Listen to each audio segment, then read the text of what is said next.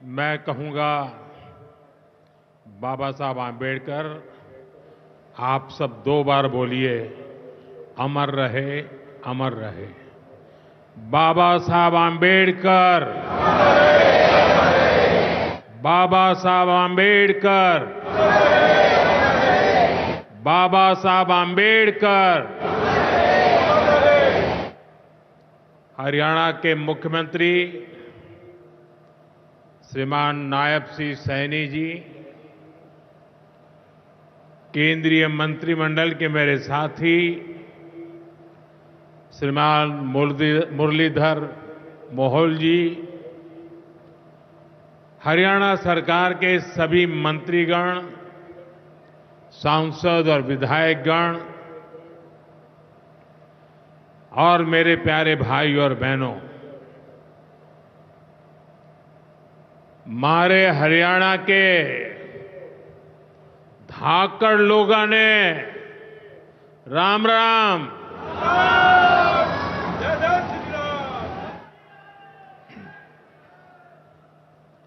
ठाडे जवान, ठाडे खिलाड़ी और ठाडा भाईचारा, यो से हरियाणा की पहचान।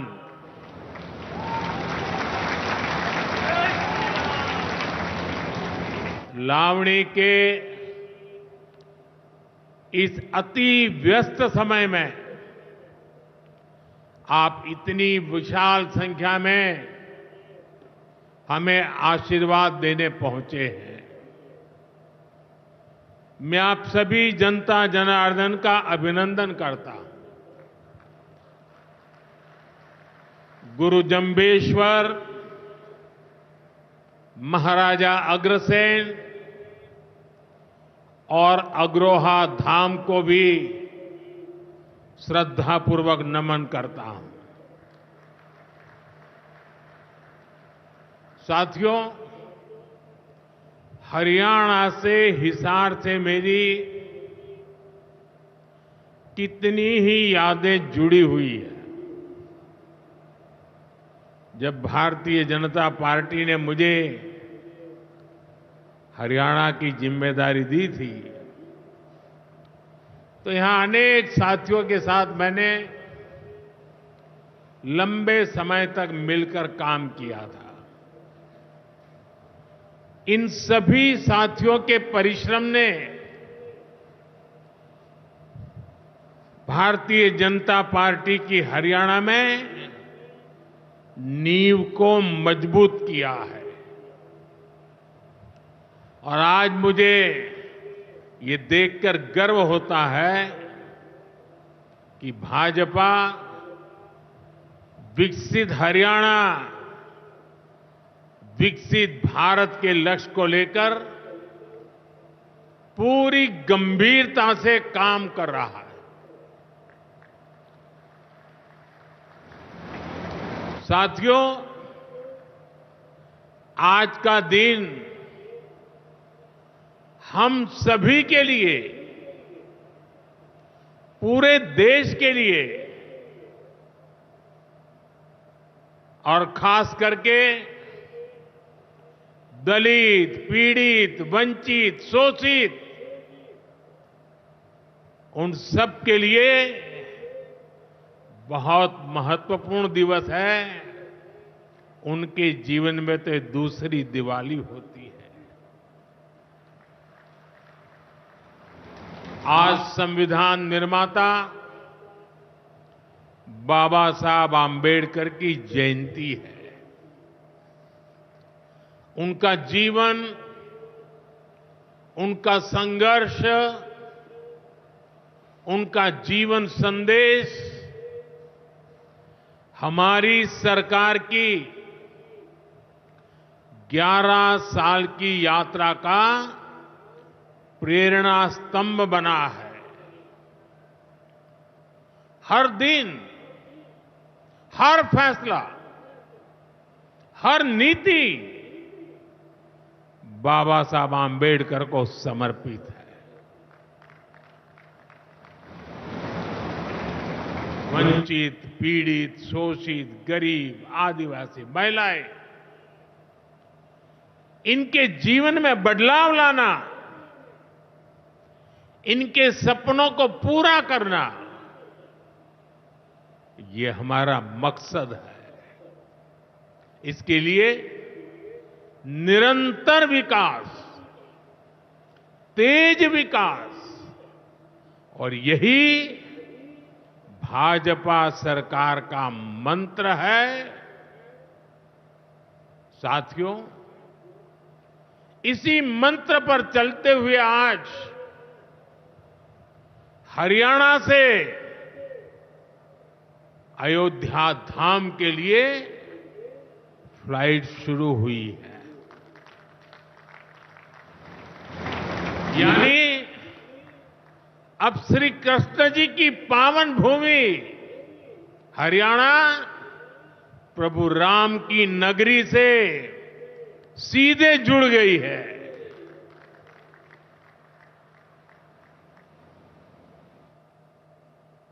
अग्रसेन हवाई अड्डे से वाल्मीकि हवाई अड्डे आज सीधी उड़ान भरी जा रही है। बहुत जल्द यहां से दूसरे शहरों के लिए भी उड़ानें शुरू होगी। आज हिसार एयरपोर्ट की नई टर्मिनल बिल्डिंग का शिलान्यास भी हुआ है। ये शुरुआत हरियाणा की आकांक्षाओं को एक नई ऊंचाई पर पहुंचाने की उड़ान है। मैं हरियाणा के लोगों को इस नई शुरुआत के लिए ढेर सारी बधाई देता हूं। साथियों, मेरा आपसे वादा रहा है, हवाई चप्पल पहनने वाला भी हवाई जहाज में उड़ेगा।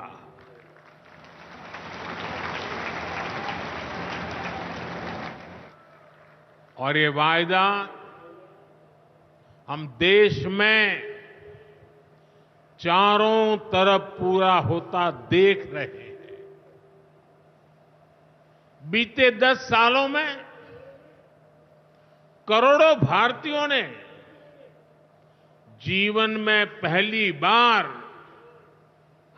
हवाई सफर की है। हमने वहां भी नए एयरपोर्ट बनाए जहां कभी अच्छे रेलवे स्टेशन तक नहीं थे। 2014 से पहले देश में 74 एयरपोर्ट थे।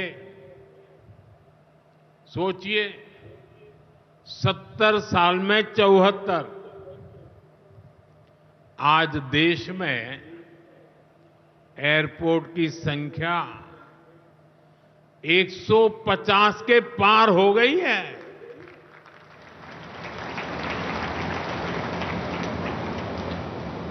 देश के करीब 90 एरोड्रम उड़ान योजना से जुड़ चुके हैं। 600 से अधिक रूट पर उड़ान योजना के तहत हवाई सेवा चल रही है। इनमें बहुत कम पैसों में लोग हवाई यात्रा कर रहे हैं और इसलिए आज हर साल हवाई यात्रा करने वालों का नया रिकॉर्ड बन रहा है। हमारी एयरलाइन कंपनियों ने भी रिकॉर्ड संख्या में 2000 नए जहाजों का, हवाई जहाजों का ऑर्डर दिया है। और जितने नए जहाज आएंगे उतनी ही ज्यादा नौकरियां पायलट के रूप में हो, एयर होस्टेस के रूप में हो, सैकड़ों नई सेवाएं भी होती है। एक जगह हवाई जहाज चलता है तब ग्राउंड स्टाफ होता है, न जाने कितने काम होते हैं। ऐसी अनेक सेवाओं के लिए नौजवानों को रोजगार के अवसर मिलेंगे। इतना ही नहीं, हवाई जहाज के मेंटेनेंस से जुड़ा एक बड़ा सेक्टर भी अनगिनत रोजगार बनाएगा। हिसार का ये एयरपोर्ट भी हरियाणा के नौजवानों के सपनों को नई ऊंचाई देगा। साथियों, हमारी सरकार एक तरफ कनेक्टिविटी पर बल दे रही है, दूसरी तरफ गरीब कल्याण और सामाजिक न्याय भी सुनिश्चित कर रही है। और यही तो बाबा साहब आंबेडकर का सपना था। हमारे संविधान निर्माताओं की यही आकांक्षा थी। देश के लिए मरने मिटने वालों का भी यही सपना था। लेकिन हमें ये कभी भूलना नहीं है कि कांग्रेस ने बाबा साहब आंबेडकर के साथ क्या किया। जब तक बाबा साहब जीवित थे, कांग्रेस ने उन्हें अपमानित किया। दो बार उन्हें चुनाव हरवाया। कांग्रेस की पूरी सरकार उनको उखाड़ फेंकने में लगी थी। उनको सिस्टम से बाहर रखने की साजिश की गई। जब बाबा साहब हमारे बीच नहीं रहे तो कांग्रेस ने उनकी याद तक मिटाने की कोशिश की। कांग्रेस ने बाबा साहब के विचारों को भी हमेशा के लिए खत्म कर देना चाहा। डॉक्टर अंबेडकर संविधान के संरक्षक थे। कांग्रेस संविधान की भक्षक बन गई है। डॉक्टर अंबेडकर समानता लाना चाहते थे, लेकिन कांग्रेस ने देश में वोट बैंक का वायरस फैला दिया। साथियों, बाबा साहब चाहते थे कि हर गरीब, हर वंचित गरिमा से जी सके, सर ऊंचा करके जिए, वो भी सपने देखें, अपने सपने पूरे कर सके। लेकिन कांग्रेस ने एससी, एसटी, ओबीसी को सेकंड क्लास सिटीजन बना दिया। कांग्रेस के लंबे शासनकाल में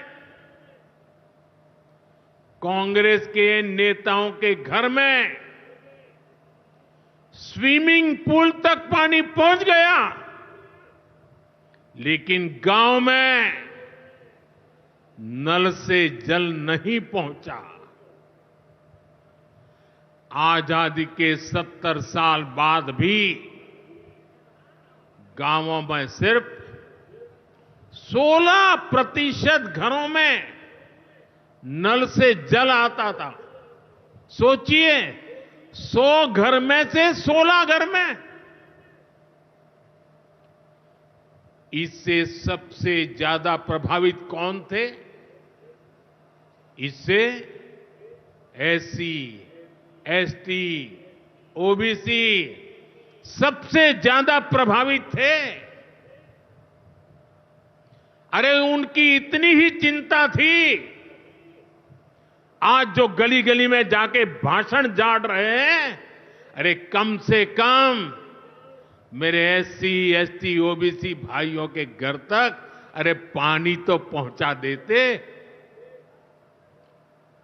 हमारी सरकार ने 6-7 साल में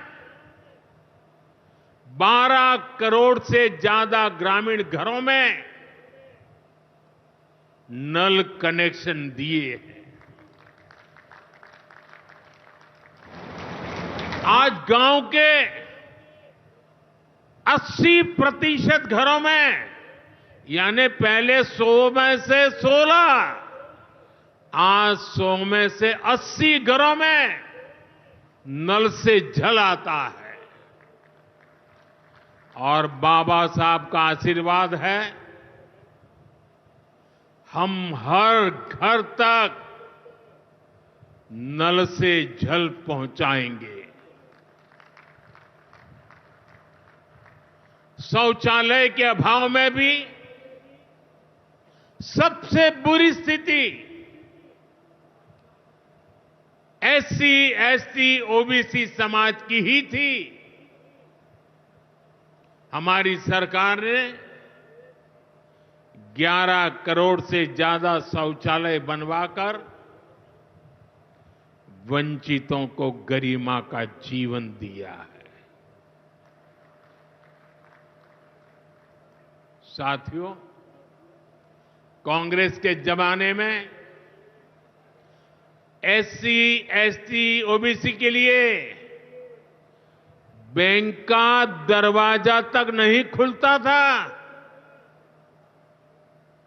बीमा, लोन, मदद, ये सारी बातें सब सपना था। लेकिन अब जनधन खातों के सबसे बड़े लाभार्थी मेरे एससी, एसटी, ओबीसी के भाई बहन हैं। हमारे एससी, एसटी, ओबीसी भाई बहन आज गर्व से जेब में से रुपए कार्ड निकाल करके दिखाते हैं। जो अमीरों के जेब में कभी रुपए कार्ड हुआ करते थे, वो रुपए कार्ड आज मेरा गरीब दिखा रहा है। साथियों, कांग्रेस ने हमारे पवित्र संविधान को सत्ता हासिल करने का एक हथियार बना दिया। जब जब कांग्रेस को सत्ता का संकट दिखा, उन्होंने संविधान को कुचल दिया। कांग्रेस ने आपातकाल में संविधान की स्पिरिट को कुचला, ताकि जैसे तैसे सत्ता बनी रहे। संविधान की भावना है कि सबके लिए एक जैसी नागरिक संहिता हो, जिसे मैं कहता हूं सेक्युलर सिविल कोड। लेकिन कांग्रेस ने इसे कभी लागू नहीं किया। उत्तराखंड में भाजपा सरकार आने के बाद सेक्युलर सिविल कोड, समान नागरिकता संहिता, ये लागू हुई। डंकी की चोट पर लागू हुई। और देश का दुर्भाग्य देखिए, संविधान को जेब में लेकर के बैठे हुए लोग, संविधान पर बैठ गए हुए लोग, ये कांग्रेस के लोग उसका भी विरोध कर रहे हैं। साथियों, हमारे संविधान ने एससी, एसटी, ओबीसी के लिए आरक्षण का प्रावधान किया, लेकिन कांग्रेस ने उनको आरक्षण पहुंचा कि नहीं पहुंचा, उनके बच्चों को शिक्षा के लिए सुविधाएं प्रारंभ मिलना शुरू हुआ कि नहीं हुआ? एससी, एसटी, ओबीसी के कोई व्यक्ति अधिकार से वंचित तो नहीं रह गए? उसकी कभी परवाह नहीं की। लेकिन राजनीतिक खेल खेलने के लिए कांग्रेस ने बाबा साहब आंबेडकर ने जो सपना देखा था, सामाजिक न्याय के लिए संविधान में जो व्यवस्था की थी, उसको भी पीठ में छुरा भोंककर उस संविधान के उस प्रावधान को तुष्टीकरण का माध्यम बना दिया। अभी आपने भी समाचारों में सुना होगा, कर्नाटका की कांग्रेस सरकार ने टेंडर में भी अब एससी, एसटी, ओबीसी के अधिकार छीन करके धर्म के आधार पर आरक्षण दे दिया। जबकि संविधान में बाबा साहब आंबेडकर ने साफ साफ शब्दों में चर्चा में कहा था कि संविधान में कतई धर्म के आधार पर आरक्षण की व्यवस्था नहीं की जाएगी।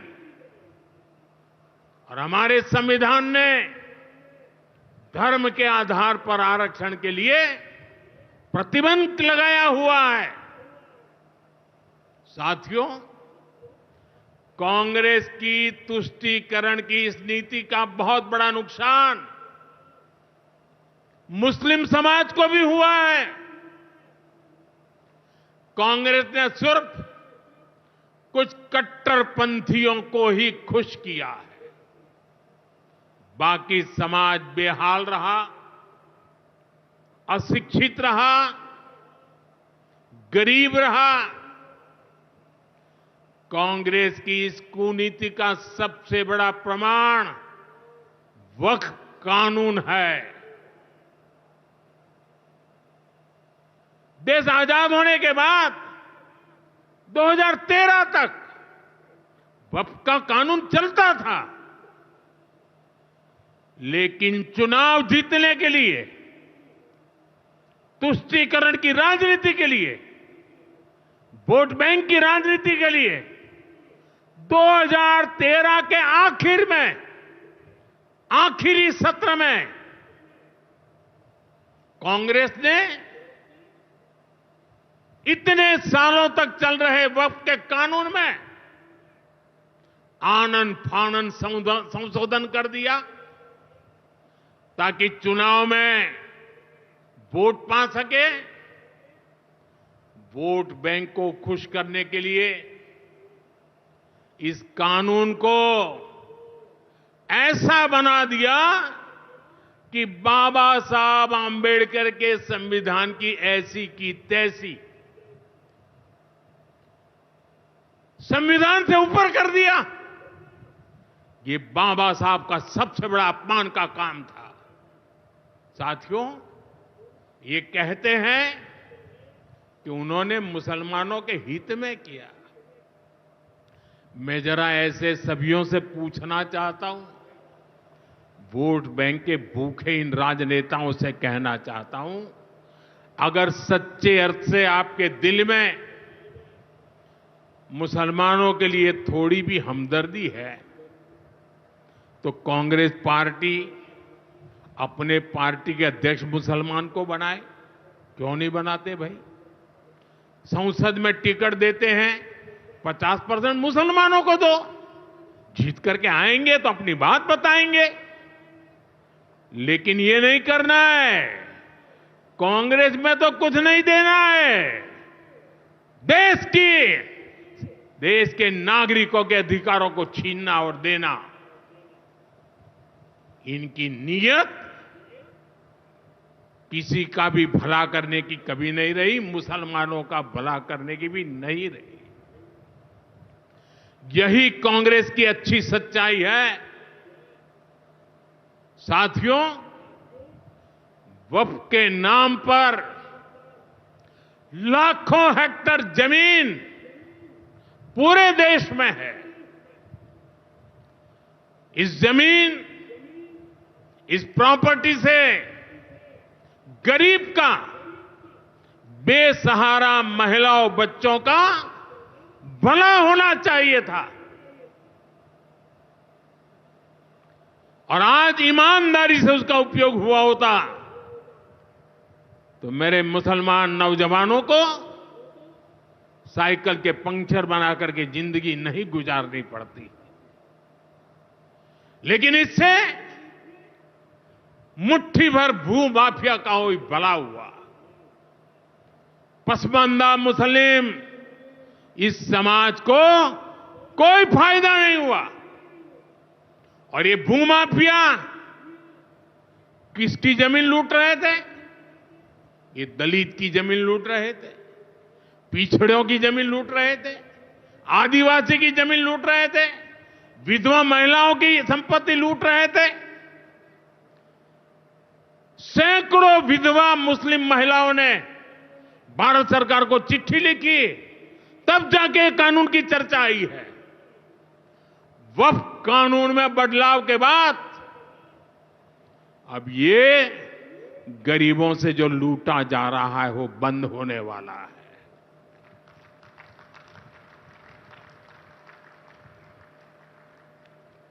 और सबसे बड़ी बात, हमने एक बहुत बड़ा जिम्मेदारीपूर्ण महत्वपूर्ण काम किया है।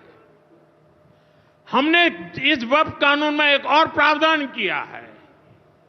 अब नए कानून के तहत, वक्फ के कानून के तहत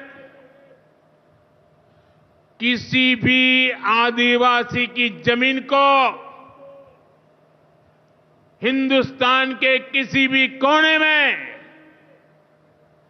आदिवासी की जमीन को, उसके घर को, उसकी संपत्ति को ये वक्फ बोर्ड हाथ भी नहीं लगा पाएगा।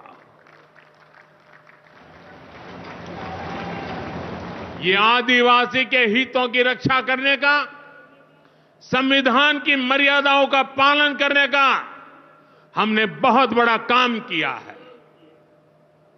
नए प्रावधानों से वक्फ की भी पवित्र भावना का सम्मान होगा। मुस्लिम समाज के गरीब और पसमानदा परिवारों, मुस्लिम महिलाओं, खास करके मुस्लिम विधवाओं को, मुस्लिम बच्चों को उनका हक भी मिलेगा और भविष्य में उनका हक सुरक्षित रहेगा। और यही तो बाबा साहब आंबेडकर ने संविधान के स्पिरिट में हमें काम दिया हुआ है। यही असल स्पिरिट है, यही असली सामाजिक न्याय है। साथियों, हमारी सरकार ने 2014 के बाद बाबा साहब आंबेडकर की प्रेरणा को आने वाली पीढ़ियों तक पहुंचाने के लिए अनेक महत्वपूर्ण कदम उठाए। बाबा साहब देश और दुनिया में जहां जहां रहे, वे सभी स्थान उपेक्षित थे। जो संविधान के नाम पर अपनी राजनीतिक रोटी सेकने के लिए निकले हैं, उन्होंने बाबा साहब से जुड़े हुए हर स्थान का अपमान किया, इसे इतिहास से मिटाने का प्रयास किया। स्थिति ये थी कि मुंबई के इंदु मिल में बाबा साहब आंबेडकर का स्मारक बनाने के लिए भी देश भर में लोगों को आंदोलन करने पड़े। हमारी सरकार ने आते ही इंदु मिल के साथ साथ बाबा साहब आंबेडकर की महू की जन्मभूमि हो, बाबा साहब आंबेडकर जी की लंदन की शिक्षा भूमि हो, दिल्ली में उनकी महापरिनिर्वाण स्थली हो, या फिर नागपुर की दीक्षा भूमि हो, हमने सभी का विकास किया, इनको पंच तीर्थ के रूप में विकसित किया है। मेरा सौभाग्य है कि कुछ दिन पहले ही मुझे दीक्षा भूमि में जाकर, नागपुर जाकर बाबा साहब को नमन करने का अवसर मिला। साथियों, कांग्रेस के लोग सामाजिक न्याय की बड़ी बड़ी बातें करते हैं, लेकिन हमें ये भी याद रखना है कि कांग्रेस ने बाबा साहब आंबेडकर और चौधरी चरण सिंह जी, इन दोनों महान सपूतों को भारत रत्न नहीं दिया था। बाबा साहब आंबेडकर को भारत रत्न तब मिला जब केंद्र में भाजपा के समर्थन वाली सरकार बनी।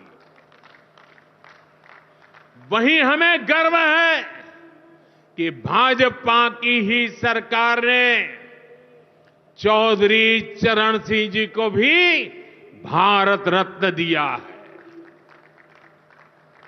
साथियों, सामाजिक न्याय के, गरीब कल्याण के पथ को हरियाणा की भाजपा सरकार भी निरंतर सशक्त कर रही है। सरकारी नौकरियां की भी हरियाणा में क्या हालत थी, आप सबको पता है। यूं किया करते,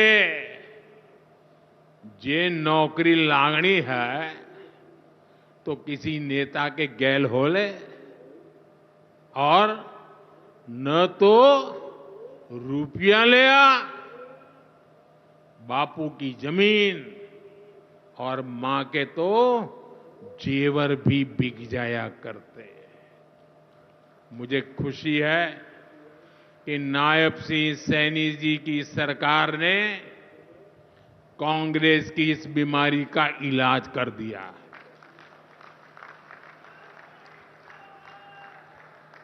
बिना खर्ची, बिना पर्ची के नौकरियां देने का जो ट्रैक रिकॉर्ड हरियाणा का है, वो अद्भुत है।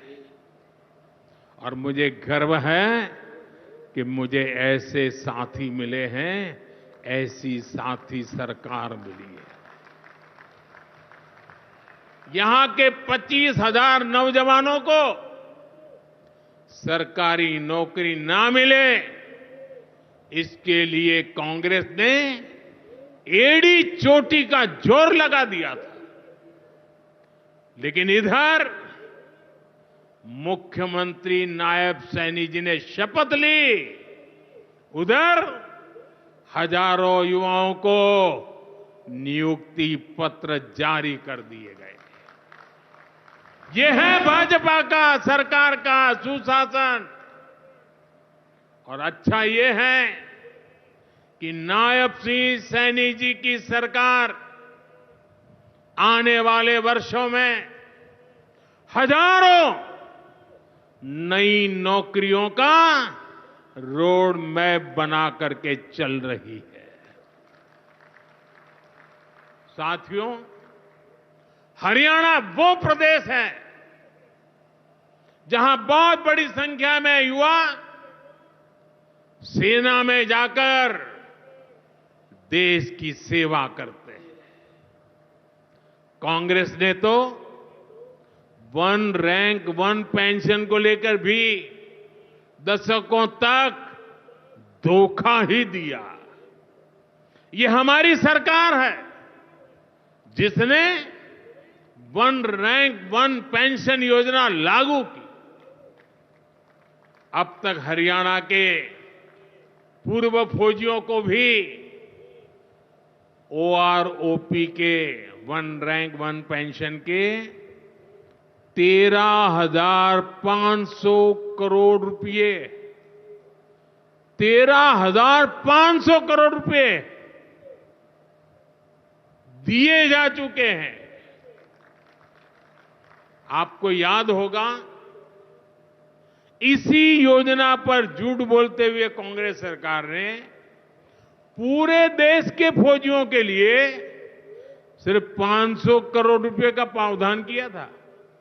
अब आप सोचिए, अकेले हरियाणा में 13,500 करोड़, और कहां 500 करोड़, कैसी आंख में धूल डालने की प्रवृत्ति थी। कांग्रेस किसी की सगी नहीं है, वो सिर्फ सत्ता की सगी है। वो न दलितों की सगी है, न पिछड़ों की सगी है, न मेरे देश की माता बहन बेटियों की सगी है, और न ही वो मेरे फौजियों की सगी है। साथियों, मुझे पूरा विश्वास है कि हरियाणा विकसित भारत के संकल्प को मजबूती देगा। खेल हो या फिर खेत, हरियाणा की मिट्टी की खुशबू दुनिया भर में महक बिखेरती रहेगी। मुझे हरियाणा के अपने बेटे बेटियों पर बहुत भरोसा है। ये नया एयरपोर्ट, ये नई उड़ान हरियाणा के सपनों को पूरा करने की प्रेरणा बने, और इतनी विशाल संख्या में आप आशीर्वाद देने आए, ये मेरा सौभाग्य है।